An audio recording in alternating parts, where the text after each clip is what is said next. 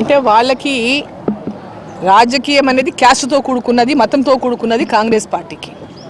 ఇక్కడ భారతీయ జనతా పార్టీకి దేశ సంస్కారం, దేశ సంస్కృతి, దేశ చరిత్ర, మన ధర్మము దాని మీద ముడిపడి ఈరోజు భారతీయ జనతా పార్టీ దేశ సంస్కృతిని కాపాడుకోవడం అనేక వందల సంవత్సరాలుగా పెండింగ్లో ఉన్నటువంటి ఆలయాల నిర్మాణం జరుగుతుంటే దాన్ని ప్రజలందరూ కూడా ఈరోజు పెద్ద ఎత్తున ఒక పక్క ఆహ్వానిస్తూ, ఒక పక్క దాని ఒక అసలు మా జీవితంలో ఒక మరపురానటువంటి రోజు ఇటువంటిదని అందరూ భావిస్తూ ఉంటే వాళ్ళు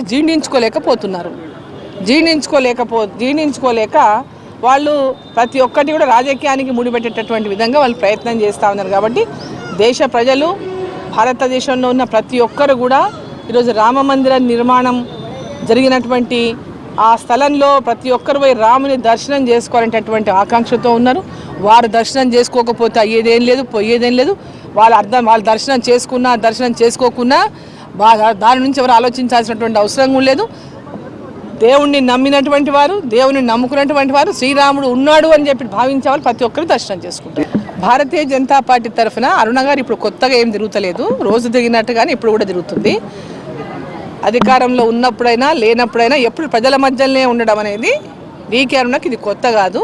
అదేవిధంగా ఇప్పుడు కూడా ప్రజల మధ్యలో ఉన్నాను.